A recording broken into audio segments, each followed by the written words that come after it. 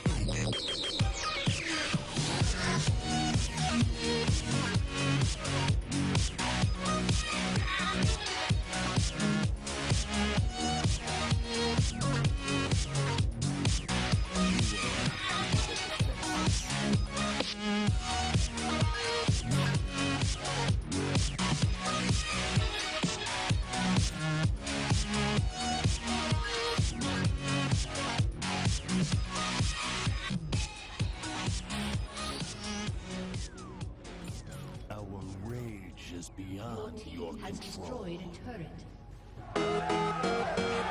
Froggen's really under pressure. Legendary Alex finds 1, 2, 3, 4. Is it going to be 5? I can't actually tell. Everyone is dead, and it is. It's a Pentakill. I did Pentakill. Vote for me. The highlights of the season for us, I would say, is winning against Gambit after a very bad streak against them. You're going to see the cocoon land. Darius going to get dropped here. Everything's being thrown towards him. Have they got enough? Yes, they have. And now it's Diamond Procs being turned on towards, but the Nexus turrets are dropping. It is going to be SK Gaming. So my highlight will be the coming of Udyr. I think he changed the team so much. And thanks to that, we are still in LCS.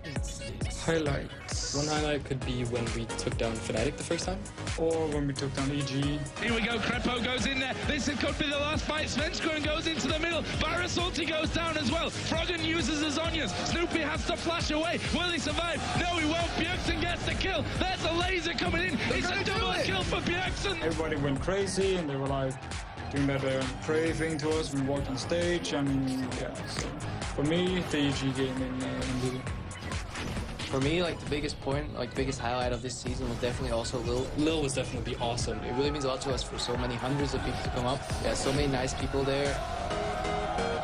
Even though like we had a lot of shaky results, we had a few confidence boosters against Fnatic and Gambit, showing that we were still relevant. Can he get the third? It doesn't matter because Froggen's backdoor and he's taken down 2 Nexus turrets. He's not going to be able to quite get this. Nexus surely to God. He can't get away to this one. He's going to get taken down. The minions are on the Nexus. He does go down, but the minions are going to take it. He's got it. I do not believe what Froggen just did. Yeah, thanks to everyone. Pretty much I've been playing video games since I was really young. I don't know, like my brother had a computer when I was a baby already, so it was like I was playing video games most of the time or watching my brother. One time I was just a plain student that was playing computer games for fun, and then suddenly from day to day I realized, oh, actually I can say it's my work. I moved out of my parents' house at the age of 18, and I kind of started living independently. So I was always doing what I wanted to do, what I had the passion to. So video games were always my passion, so I just followed my heart. Going from having your hobby to be your job is kind of insane. You don't really realize it in the start that you're actually playing and earning money from it now. You just kind of keep playing. When I realized that the way I played could bring me happiness and money to live as well, well, I decided to just go all in with it. I was thinking about dropping studies for like over a year. Like for a year I was doing both studies and playing, and during that time I was like thinking if I should or if I shouldn't. It took me a lot of time. I went to Korea for 2 months, and that's basically where I dropped out of school. I gave up on pretty much my life at home and just left it behind. Having the conversation at home, telling your parents, yeah, Mom, I'm not doing my exams. I'll be going to Korea. How long? I don't know. What are we going to do there? Play video games? With who? Oh, 5 guys from the internet? That's not a fun conversation to have. But I'm really lucky that my mom is really caring, and I just want to give it a chance to like thank her here. Thanks, Mom. Love you. pro gamer itself is just, it just gives the meaning that you compete on a high level and you get paid for it. And as soon as you can do that, I think you should call yourself pro gamer and be proud of that. You need to dedicate yourself a lot and actually focus on the team and team synergy pretty much all your free time, because you actually need to practice to get good. I want to win everything. I want to appear in like giant posters in malls in some time, and I think it's doable and I'm gonna do it. I've seen potential in esports for a long time now, but when I saw what Riot is doing with League of Legends, I knew it's gonna be big. So I saw the potential in League of Legends and I decided to go all out in this game, just try my best to become a pro gamer, and I succeeded for now.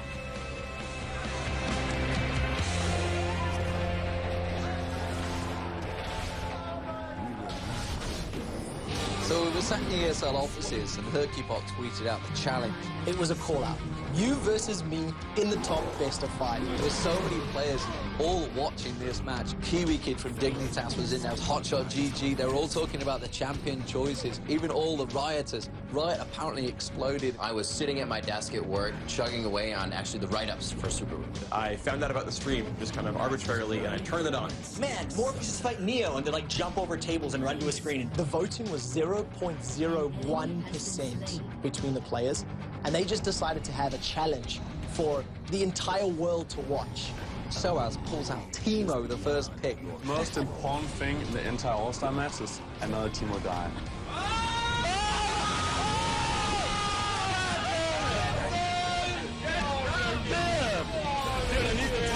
140,000 people watching a single streamer. It was absolutely amazing for the community. I just wanted to get him that free, a flash for him, but I think I missed my flash and I didn't get to stun him, so at that point I was screwed. Really, these guys are very evenly matched, and it makes them both look really good. Third match was Jace versus Wukong. The problem I had is he had exhausting night.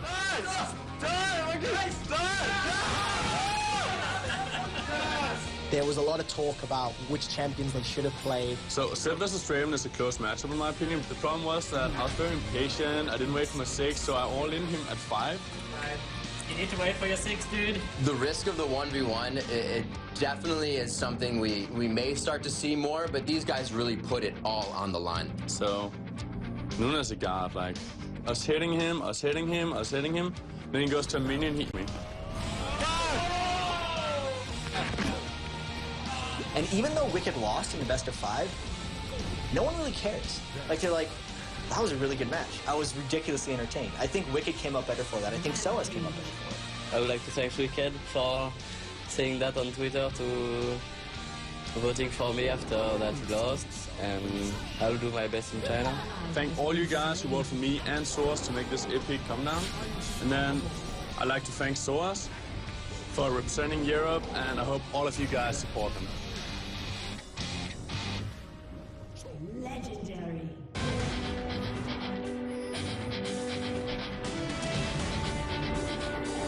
I'm really happy that I'm an all-star team. It's a huge honor for me to play in the European all-star team, and I will try to represent Europe the best way possible.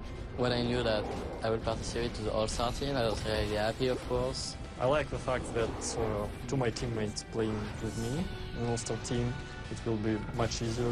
We'll have an easy time getting used to each other, also because we already know kind of how and what we play just from playing against each other in LCS. The synergy of different players can be really unpredictable. Going into an international tournament such as this, it's definitely a huge advantage to already have experience playing against teams from other regions. Representing Europe will be more pressure than playing for Fnatic, in my opinion, because I will play with 4 players I never played with before. I think we'll have a fair chance of winning against any other team there. But I also feel like the NA team cannot be underestimated. It's not just the single teams that we see in the LCS, it's actually the best players out of all those teams. We're going to win all that match as well. I expect to do good against NA especially. I'm not afraid of American teams because they're not that good, but I'm afraid of Asians. They're the best players in the world. It's definitely a huge burden to play for the All-Stars team. Everyone's looking at you, everyone wants you to perform well, since a lot is on the line for Europe. There will be a lot of people watching us.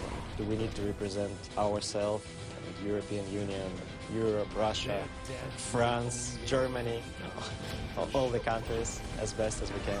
It's really nice that we have multiple nationalities on the European All-Star team because it kind of makes everyone in Europe feel represented, not just certain countries.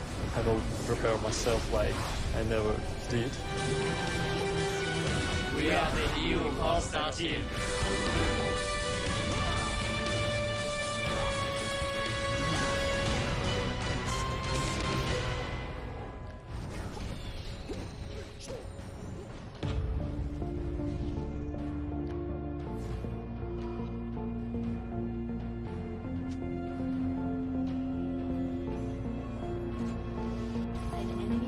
It's not really a secret that it's not been going too well for us. Like, we have had a lot of losses lately. If we won our game on Friday and AAA lost both their games, we would have still had a chance, but that did not happen, and now we are 100% guaranteed in relegation.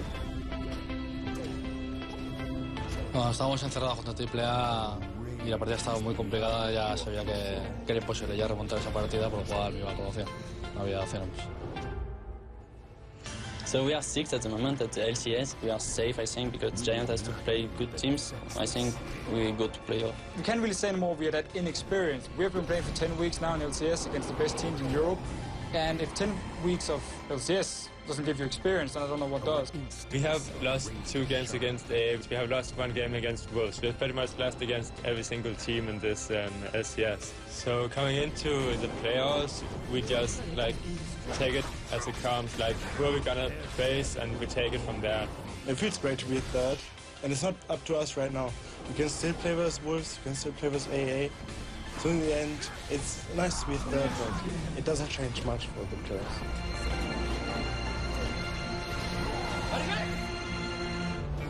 If you don't qualify for the next part of the LCS, I think we're gonna have a lot of thinking to do.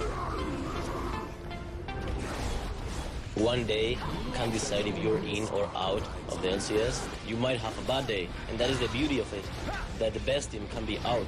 So we cannot afford having a bad day. We cannot afford not doing our best, because every team can beat you, even in best of 3. Best of 3 is nothing, and people have to realize that. We don't care about who we play against, and I think we're ready for the best of 3. The biggest fear is that we don't get to the playoff. That's it cannot happen. It literally can't happen. If we don't get into next season, that's a total failure and disaster on our part.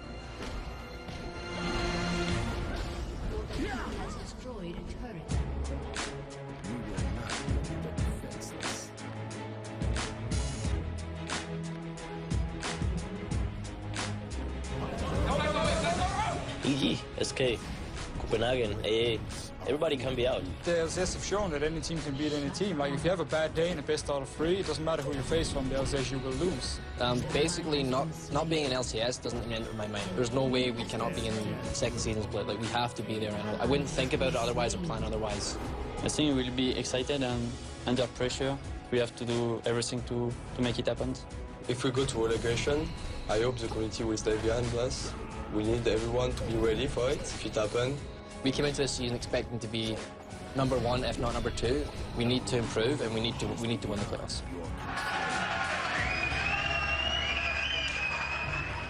I always thought that AA will actually come back in the season.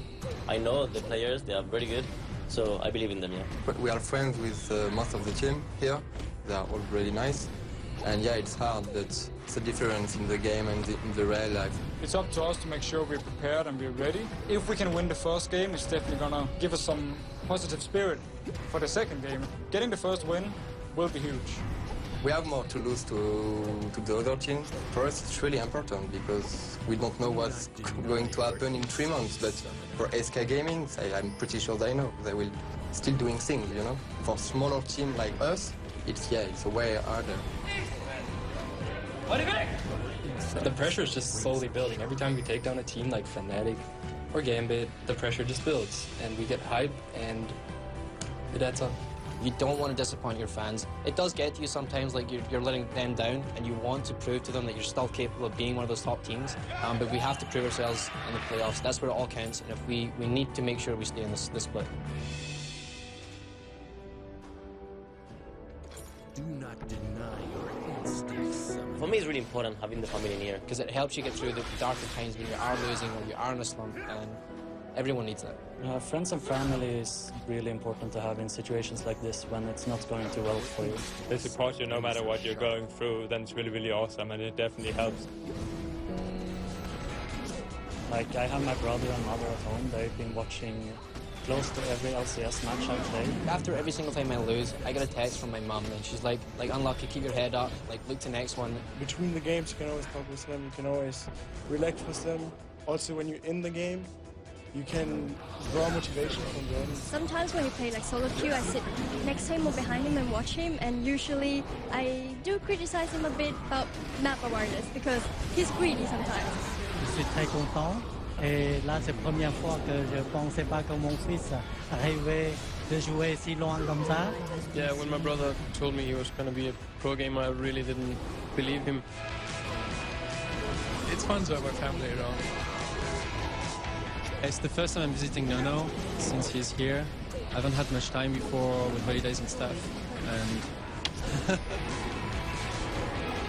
Lo sigo siempre, porque me gusta mucho el ambiente que hay creado y luego que como tienen mucha suerte jugando, juegan muy bien, para mí es un placer el verlo. me and my big brother, we were like, we're going to support you and to tell the parents that you're really good and you should go in the tournament, etc. It was nice because I didn't want to go on pro gaming because I was scared about my future and my studies and stuff. And they just say, yeah, just go, live your dream.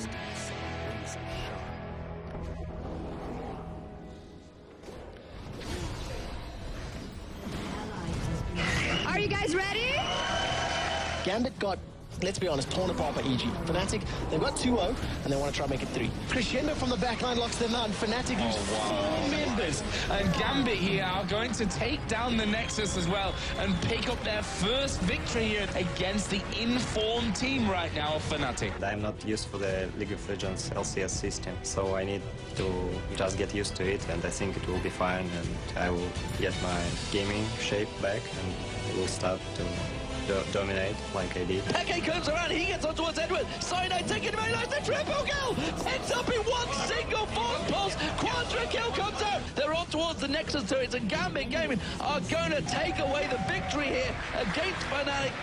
And Fnatic, don't forget, this is first place versus second place. Diamond still tanking up the turret. He's going to die here, but they get 2 kills. Can they get the third? Now it's Alex who's tanking up the turret. Final hit comes out. Cyanide is still alive. Fnatic moving in. First Nexus turret goes down. The second will follow. Alex has to flank away. And Fnatic focusing on the Nexus. They can't quite finish it off, but they will in the end.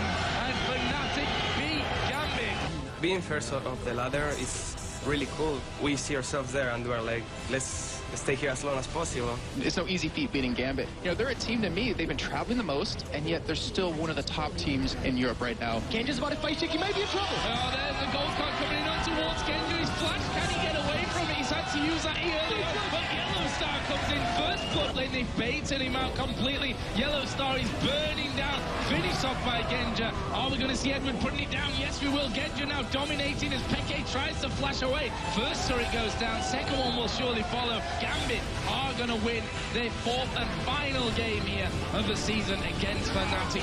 Welcome everyone to day 2 of the European LCS Spring Playoffs. They're going to take down both Nexus turrets, and they're pushing on towards the Nexus for a place in the grand finals, and it is going to be Fnatic that pick up win over Evil Geniuses. There is a chain of corruption as well, and this is going to be a whitewash, and that will be the 8th finished off, and a surrender from SK Gaming. Gambit crush them here.